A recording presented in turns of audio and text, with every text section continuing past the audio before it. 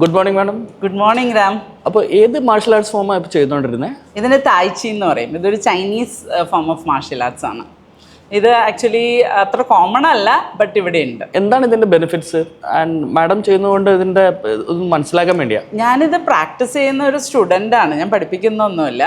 പിന്നെ തായ്ചി എന്ന് പറഞ്ഞു കഴിഞ്ഞാൽ നമുക്കിത് കണ്ടു കഴിഞ്ഞ് കഴിഞ്ഞാൽ ഒരു ഫോം ഓഫ് എക്സസൈസ് ആണെന്നൊക്കെ ആൾക്കാർ വിചാരിക്കും. പക്ഷെ ഇതും മറ്റുള്ള ഫോം ഓഫ് എക്സസൈസും തമ്മിൽ ഹ്യൂജ് ഡിഫറൻസ് ഉണ്ട്. അതായത് നമ്മളിപ്പോൾ ജിമ്മിൽ പോവുക, അല്ലെങ്കിൽ ഇപ്പോൾ ഫുട്ബോൾ കളിക്കുക, സ്വിമ്മിങ് ചെയ്യുക, എന്തെങ്കിലും വ്യായാമം ചെയ്യുമ്പോൾ നമ്മൾ കൂടുതൽ അതൊരു ഫിസിക്കലായിട്ടാണ് ചെയ്യുന്നത്. തായ്ച്ചിയുടെ പ്രത്യേകത ഇതെല്ലാം ഇന്റേണൽ ആണ്. തായ്ച്ചി യോഗയും മറ്റുള്ള വ്യായാമങ്ങളിൽ നിന്ന് വ്യത്യസ്തമാണ്. അതായത് ഇതിനകത്ത് കുറേ നമ്മൾ മൈൻഡ് ബോഡി കണക്ഷൻ ഉണ്ട്. അപ്പോൾ തായ്ച്ചിയിൽ മൈൻഡ് ബോഡി സോൾ കണക്റ്റ് ആവും. ഇതെല്ലാം ഇന്റേണൽ എനർജി ബേസ്ഡ് ആണ്. ഇത് ശരിക്കും പറഞ്ഞ ഒരു എക്സസൈസ് അല്ല, അതിലും കുറച്ചും കൂടെ വേറെ ലെവലിലുള്ള സാധനമാണ്. ഇത് കൂടുതലും ഒരു സൈക്കോളജിക്കൽ അല്ലെങ്കിൽ സൈക്കിക് എനർജിയുടെ ബെനിഫിറ്റ് ഭയങ്കര കൂടുതലാണ് ഈ തായ്ച്ചിയിൽ. അതിനെപ്പറ്റി ഒന്ന് കൂടുതൽ എക്സ്പ്ലെയിൻ ചെയ്യാൻ പറ്റുമോ? അതായത് ഫിസിയോളജി വെച്ചും അതേപോലെ നമ്മളിപ്പോൾ ഈ എപ്പിസോഡ് നമ്മൾ ഉദ്ദേശിക്കുന്നത് എന്താണെന്ന് വെച്ച് കഴിഞ്ഞാൽ മെയിൽ, അതായത് പുരുഷന്മാരുടെ ഫെർട്ടിലിറ്റി, സെക്ഷുവാലിറ്റി. അപ്പോൾ അവരുടെ ഫെർട്ടിലിറ്റി നമുക്ക് കുറഞ്ഞു വരുന്നോണ്ടിരിക്കാന്നറിയാം. ഈവൻ സെക്ഷൽ പെർഫോമൻസിലും ഒരുപാട് പ്രശ്നങ്ങളുണ്ട്. അപ്പം നമ്മൾ സയൻറ്റിഫിക് പേപ്പേഴ്സ് എല്ലാം കാണിക്കുന്നത് നമുക്ക് ഇത് രണ്ടും നമുക്കിപ്പോൾ മേജർ ഒരു പ്രോബ്ലമാണ്, കുറഞ്ഞു വരിക എന്നാണ്. അപ്പോൾ അതിന് നമ്മൾ പഴയ എപ്പിസോഡിലെല്ലാം ഡിസ്കസ് ചെയ്തു, ലൈക്ക് പലതരം എന്തൊക്കെ ചെയ്യാൻ പറ്റും എന്നുള്ളത്.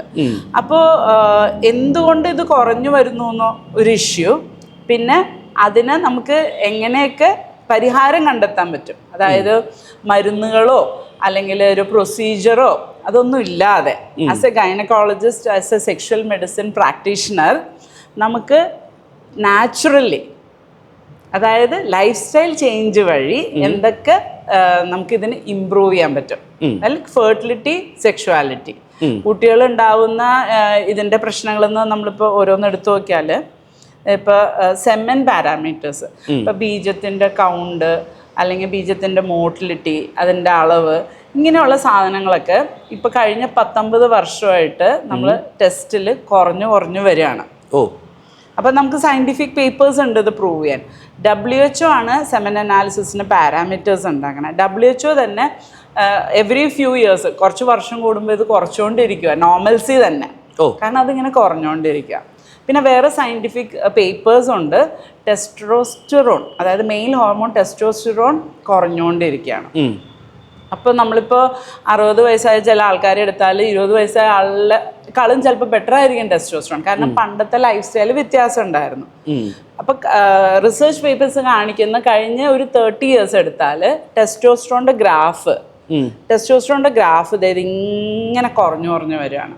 നമ്മൾ മുമ്പൊരു എപ്പിസോഡിൽ ഡിസ്കസ് ചെയ്ത പോലെ ഒരു പ്രായം വരെ ടെസ്റ്റോസ്റ്ററോൺ ഉണ്ടാവും, അതിനുശേഷം അത് കുറഞ്ഞ് സ്റ്റെബിലൈസ് ആവും. അത് ഏജ് റിലേറ്റഡ്. ഇത് ഞാൻ പറയുന്നത് ഓവർ ദ ഇയേഴ്സ്, കാലഘട്ടം. ഇപ്പം 1950s, 1980s, 2000, 2020 എടുത്താൽ ആ കാലയളവിൽ ആവറേജ് 20 വയസ്സ് ആൾക്കാർ, 30 വയസ്സ് ആൾക്കാർ എടുത്താൽ ഇങ്ങനെ കുറഞ്ഞുകൊണ്ടിരിക്കും. അപ്പോൾ പുതിയ ജനറേഷന് ടെസ്റ്റോസ്റ്ററോൺ ലെവൽ ടെസ്റ്റോസ്റ്ററോൺ കുറവാണ്, ബീജത്തിന്റെ കൗണ്ട് കുറവാണ്, ബീജത്തിന്റെ മോട്ടിലിറ്റി കുറവാണ്, ബന്ധപ്പെടുന്ന ഫ്രീക്വൻസി കുറവാണ്, സെക്ഷുവാലിറ്റി കുറവാണ്, എറക്ടൈൽ ഡിസ്ഫങ്ഷൻ കൂടുതലാണ്, പ്രിമച്വർ ഇജാക്കുലേഷൻ, ഇതെല്ലാം ഇഷ്യൂസ് ഇപ്പോൾ കൂടുതലാണ്.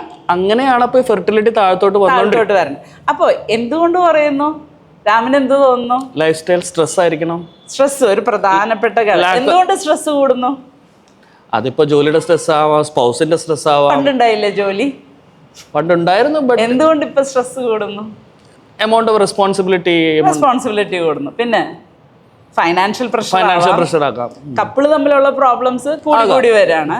ആങ്സൈറ്റി, ഡിപ്രഷൻ എല്ലാം നല്ല രീതിയിലുണ്ട്. സോഷ്യൽ മീഡിയ ഇൻഫ്ലുവൻസ് കുറേ ഉണ്ട്. അപ്പൊ ഇതെല്ലാം കൂടുന്നതിന്റെ കാരണം പ്രധാനമായിട്ട് സോഷ്യൽ മീഡിയയുടെ ഒരു സാധനം, phone usage, internet usage, comparison വന്നു. ഇതൊക്കെ കൂടെ ഇത് കൂടുതൽ. അപ്പോൾ നമ്മൾ സ്ട്രെസ് എന്ന് പറയുന്നത് എന്താണ്? അഡ്രിനാലിൻ റിലീസാവും. അതിന് സിമ്പത്തറ്റിക് സിസ്റ്റം എന്ന് പറയും. നമ്മുടെ ബോഡിയിൽ, നെർവസ് സിസ്റ്റത്തിൽ അഡ്രിനാലിൻ കൂടുക, സ്റ്റിറോയിഡ് കൂടുക, ഇതാണ് ടെൻഷൻ ഉണ്ടാക്കുന്നത്. അപ്പോൾ ക്രോണിക് സ്ട്രെസ് ആണ്, പ്രത്യേകിച്ചും ഉറക്കം കൂടി ഇല്ലെങ്കിൽ സ്റ്റിറോയിഡ് എപ്പോഴും കൂടി നിൽക്കും. ഓക്കെ, ഇതിൻ്റെ ഓപ്പോസിറ്റ് നമ്മൾ റിലാക്സേഷൻ സംഭവിക്കുന്നതാണ് പാരാസിമ്പത്തറ്റിക് നെർവസ് സിസ്റ്റം, അല്ലെങ്കിൽ വേഗൽ നെർവ് എന്ന് പറയാം, ആക്ടിവേഷൻ. അപ്പോൾ ഒരെണ്ണം ടെൻഷൻ ഉണ്ടാക്കും, ഒരെണ്ണം റിലാക്സേഷൻ ഉണ്ടാക്കും.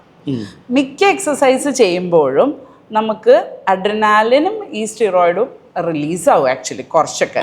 പ്രത്യേകിച്ച് നമ്മളിങ്ങനെ സ്ട്രെന്യൂസ് ആയിട്ട് ഓവറായിട്ട് സ്ട്രെസ് വരുന്ന ടൈപ്പ് സ്ട്രെയിൻ വരുന്ന എക്സസൈസിൽ ഇത് കൂടും. പക്ഷേ ഈ പാരാസിമ്പത്തറ്റിക് ആക്ടിവേഷൻ അല്ലെങ്കിൽ റിലാക്സേഷൻ, സ്ട്രെസ് കുറയ്ക്കുന്ന ടൈപ്പ് ഓഫ് വ്യായാമങ്ങളാണ് തായ്ച്ചിയും യോഗയും. പിടിയിട്ടില്ലേ? അപ്പൊ നമുക്കിത് വിശദമായിട്ട് ഈ തായ്ച്ചിയിൽ എന്ത് സ്റ്റെപ്പ് ചെയ്യുമ്പോഴാണ് ഈ എങ്ങനെയാണ് ഒരു ഡോക്ടർ എന്നുള്ള നിലയ്ക്ക് ഒരു ഫിസിയോളജിക്കലി ശരീരത്തിൽ എന്ത് വ്യത്യാസം ഉണ്ടാവണമെന്ന് ഞാൻ രാമന് ഡെമോൺസ്ട്രേറ്റ് ചെയ്ത് കാണിച്ച് പറഞ്ഞുതരാം. അപ്പോൾ ഒരു ഡൗട്ടും കൂടി അതിലോട്ട് പോകുന്നതിനേക്കാളും മുമ്പ്, അതായത് പാരാസിമ്പത്തറ്റിക് നെർവ് സിസ്റ്റവും റിലാക്സേഷനും മെയിൽ ഫെർട്ടിലിറ്റിയും തമ്മിൽ എന്താണ് ബന്ധം? ഓക്കെ, അതെന്താണെന്ന് വെച്ച് കഴിഞ്ഞാൽ നമുക്ക് മെയിലിൻ്റെ പ്രധാനമായിട്ടൊരു സെക്ഷുവൽ ആക്ട് എന്ന് പറയുന്നത് ഉദ്ധാരണം അല്ലെങ്കിൽ ഇറക്ഷനാണ്. ഓക്കെ, ഇറക്ഷൻ എങ്ങനെയാണ് ഉണ്ടാവണേ? ബ്ലഡ് വെസൽസ് ഫുള്ളായിട്ട് ബ്ലഡ് ഫ്ലോ ഉണ്ടായിട്ട്. ഓക്കെ, ഇറക്ഷൻ ഉണ്ടാവുന്നത്, അതായത് ഉദാഹരണം ഉണ്ടാവുന്നത് പൂളിംഗ് ഓഫ് ബ്ലഡ്, രക്തോട്ടം കൂടുതലായിട്ട് പെനിസിലേക്ക് പോകുന്നു, ആ രക്തം അവിടെ കെട്ടിക്കിടക്കുന്നു. രക്തോട്ടം എല്ലായിടത്തേക്കും ഉണ്ട്, ആ രക്തം ബ്ലോക്കായി കിടക്കുന്നു, അപ്പോഴാണ് ഇറക്ഷൻ ഉണ്ടാവണേ. അപ്പൊ എങ്ങനെ അവിടെ ബ്ലോക്കായി കിടക്കും? ബ്ലഡ് അവിടെ കെട്ടിക്കിടക്കും ഇറക്ഷൻ വരുമ്പോൾ. അത് ഞാൻ പറഞ്ഞുതരാം. ഈ രക്തക്കുഴലുകൾ ഉണ്ടല്ലോ, അതിന് ചുറ്റുമുള്ള മസിൽസ് എല്ലാം റിലാക്സ് ആവും. അപ്പൊ പെനിസിലുള്ള സംഭവങ്ങളെല്ലാം കുറെ റിലാക്സ് ആവുമ്പം അത് ടൈറ്റ് ആവില്ല, ലൂസ് ആവുമ്പോൾ അവിടെ സ്പോഞ്ച് പോലെ ആകുമ്പോൾ അവിടെ ബ്ലഡ് കെട്ടിക്കിടക്കും. ഇതെങ്ങനെ അത് സ്പോഞ്ച് പോലെ റിലാക്സ് ആവും? ആ റിലാക്സ് ആവണതിന് കെമിക്കൽസ് ഉണ്ട്, നൈട്രിക് ഓക്സൈഡ്.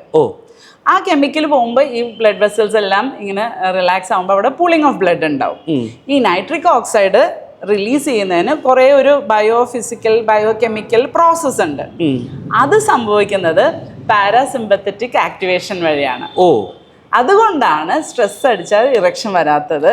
അപ്പോൾ ഞാനൊരു കാര്യം ചോദിക്കട്ടെ, നമ്മുടെ മറ്റേ ഗുളികകളിലുള്ളതും ഈ ആ ഗുളികകളിലുള്ള ആക്ഷനും ബ്ലഡ് കെട്ടിക്കിടക്കുന്നത് തന്നെയാണ്.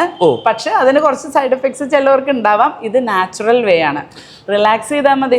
For example, early morning erection എന്ന് കേട്ടിട്ടുണ്ടോ? അല്ലെങ്കിൽ ഉറങ്ങി എണീക്കുമ്പോൾ ഇറക്ഷൻ ഉണ്ടാവും. എന്തുകൊണ്ട് ഉണ്ടാവുന്നു? പാരാസിമ്പത്തറ്റിക് ആണ് ആക്റ്റീവ്. അതായത് ഉറങ്ങുമ്പോൾ റിലാക്സ് ആവും, പാരാസിമ്പത്തറ്റിക് ആക്ടിവേഷൻ ഉണ്ടാവും. അപ്പൊ എണീക്കുമ്പോൾ ഏർലി മോർണിംഗ് ഇറക്ഷൻ ഉണ്ടാവും. ഇത് മിക്ക പുരുഷന്മാരിലുള്ളതാ. അപ്പൊ പുരുഷന്മാർക്ക് ഇറക്ഷന് പ്രോബ്ലം ഉണ്ടെങ്കിൽ എന്ത് ചെയ്യണം? റിലാക്സ് ചെയ്താൽ മതി, ഉറങ്ങിയാൽ മതി. അപ്പൊ അതിന് സഹായിക്കുന്ന എക്സസൈസസ് ആണ് തായ്ച്ചി. അതാണ് അപ്പൊ നമ്മുടെ സ്ട്രെസ് കുറയ്ക്കുന്ന കാര്യങ്ങൾ ചെയ്ത് കഴിയുമ്പോൾ ഇത് ഇംപ്രൂവ് ചെയ്യും. Simple as that. മനസ്സിലായി. അപ്പോൾ തായ്ച്ചിയിൽ കുറച്ച് സ്റ്റെപ്സും അതേപോലെ അത് എങ്ങനെ മെയിൽ സെക്ഷുവാലിറ്റിയെ ഇൻഫ്ലുവൻസ് ചെയ്യുന്നു എന്നുള്ളതും ഒന്ന് എക്സ്പ്ലെയിൻ ചെയ്യാമോ? ഓക്കെ, അപ്പോൾ ഞാൻ കുറച്ച് സ്റ്റെപ്സ് ആക്ച്വലി ഡെമോൺസ്ട്രേഷനും ഇത് അതിൻ്റെ എക്സ്പ്ലനേഷനും ഒരുമിച്ച് തരാം. ഫോർ എക്സാമ്പിൾ, ഇപ്പോൾ ഗ്രാസ്പിംഗ് ദ സ്പാരോ എന്ന് പറഞ്ഞിട്ട് നമ്മൾ ഫോമിൽ ചെയ്യുന്നതാണ്. അത് സെപ്പറേറ്റ് ആയിട്ട് ഒരെണ്ണം ചെയ്ത് കാണിച്ചു തരാം, ഒരു സീക്വൻസ് ആയിട്ട് കാണിച്ചു തരാം. അത് മൊത്തം ആക്ച്വലി എനർജി ബേസ്ഡ് ആണ്. അതിനകത്ത് ഇപ്പോൾ ഓരോ മൂവ്മെൻ്റ് എടുത്താൽ എനർജി ആണ്. അതായത് ഈ സെക്ഷുവാലിറ്റി, ഫെർട്ടിലിറ്റി എല്ലാം ബോഡിയിൽ ബേസിക്കലി എനർജിയാണ് അതിൻ്റെ കീ. അപ്പോൾ ചൈനീസ് മെഡിസിനിലും ചൈനയുടെ ഒരു പ്രത്യേകത എന്താണെന്ന് വെച്ചാൽ, ഈവൻ യോഗയിലുള്ളൊരു സാധനമാണ് ഈ ചി അല്ലെങ്കിൽ എനർജി എന്നുള്ളത്. ഇതിനകത്ത് വേറൊരു ഫിലോസഫിക്കൽ ഒരു മെയിൻ ഡിഫറൻസ് ബാക്കി എക്സസൈസുമായിട്ട് എന്താണെന്ന് വെച്ച് കഴിഞ്ഞാൽ, ഇതിനകത്ത് ശരീരം ഷ്രിങ്ക് ചെയ്യും, പിന്നെ ശരീരം എക്സ്പാൻഡ് ചെയ്യും. അപ്പം മിക്ക എക്സസൈസ് നോക്കിയാലും ഇതിനകത്ത് നമ്മുടെ ബോഡി ഇങ്ങനെ ഷ്രിങ്കേജ് ഉണ്ട്, പിന്നെ ബോഡി എക്സ്പാൻഡ് ചെയ്യും. അപ്പോൾ ഈ ഇതിനകത്ത് എനർജി നമ്മുടെ ബോഡിയിൽ സർക്കുലേറ്റ് ചെയ്യാണ്.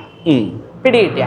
അപ്പോൾ ഈ ഫെർട്ടിലിറ്റിക്കും സെക്ഷുവാലിറ്റിക്കും നമ്മൾ എടുത്തു നോക്കിക്കഴിഞ്ഞു കഴിഞ്ഞാൽ എനർജി ഭയങ്കര ഇമ്പോർട്ടൻ്റ് ആണ്. പിന്നെ അതേപോലെ തന്നെ നേരത്തെ നമ്മൾ എക്സ്പ്ലെയിൻ ചെയ്തല്ലോ, റിലാക്സേഷൻ, പാരാസിമ്പത്തറ്റിക് അല്ലെങ്കിൽ വേഗൽ ആക്ടിവേഷൻ വരുമ്പോൾ സ്റ്റിറോയിഡിന്റെ ലെവൽ കുറയും. അപ്പോൾ നമ്മുടെ ഫെർട്ടിലിറ്റിയും ഇതെല്ലാം ഇമ്പ്രൂവ് ആവും. അപ്പോൾ ഇതിനകത്ത് എന്താ ഉണ്ടാവണമെന്ന് വെച്ചാൽ ഹോർമോൺസിന്റെ നോർമലൈസേഷൻ നടക്കും. അപ്പോൾ ടെസ്റ്റോസ്ട്രോണിന്റെ അളവ് കൂടും. കാരണം എന്താണെന്ന് വെച്ചാൽ സ്റ്റിറോയിഡിന്റെ അളവ് കുറയുമ്പോൾ ബോഡിയിൽ ടെസ്റ്റോസ്ട്രോൺ പ്രൊഡക്ഷൻ കൂടും. സ്ട്രെസ് കുറയുമ്പോൾ സ്പേം പ്രൊഡക്ഷൻ കൂടും, ടെസ്റ്റോസ്ട്രോൺ കൂടും. അപ്പൊ അതുവഴി സെക്ഷുവാലിറ്റി ഇമ്പ്രൂവ് ചെയ്യും. പിന്നെ സ്പേം പ്രൊഡക്ഷൻ കൂടുമ്പം അതുവഴി ഫെർട്ടിലിറ്റി കൂടും, ഇമ്പ്രൂവ് ചെയ്യും. അപ്പോൾ ഈ അടുത്ത് ചെയ്യുന്നതിന് കാരാസിംഗ് ദ ഹോഴ്സ്മെൻ എന്ന് പറയും. അതിൽ സംഭവിക്കുന്നത് എന്താണെന്ന് വെച്ച് കഴിഞ്ഞാൽ ഈ ബ്ലഡ് സർക്കുലേഷൻ കൂട്ടും. ബ്ലഡ് സർക്കുലേഷൻ കൂട്ടാന്ന് പറഞ്ഞു കഴിഞ്ഞാൽ നമ്മൾ നേരത്തെ പറഞ്ഞല്ലോ ബ്ലഡ് വെസൽസ് ഉണ്ട്, അതിങ്ങനെ പൂളിംഗ് ഓഫ് ബ്ലഡിന്റെ കഥ പറഞ്ഞല്ലോ. അപ്പൊ ഇതിന്റെ എലാസ്റ്റിസിറ്റി, ഈ ബ്ലഡ് വെസൽസ് ഒക്കെ വികസിക്കില്ലേ, ആ എലാസ്റ്റിസിറ്റി കൂട്ടുമെന്നാണ് പഠനങ്ങൾ കാണിക്കുന്നത്. പിന്നെ ആക്ച്വലി ബ്ലഡ് പ്രഷർ കുറയാൻ ഹെൽപ്പ് ചെയ്യും. മൈക്രോ സർക്കുലേഷൻ കൂട്ടും. അതായത് ചെറിയ ചെറിയ ബ്ലഡ് വെസൽസ് ഉണ്ടല്ലോ, അതിലേക്കൊക്കെ ബ്ലഡ് ഫ്ലോ കൂട്ടും.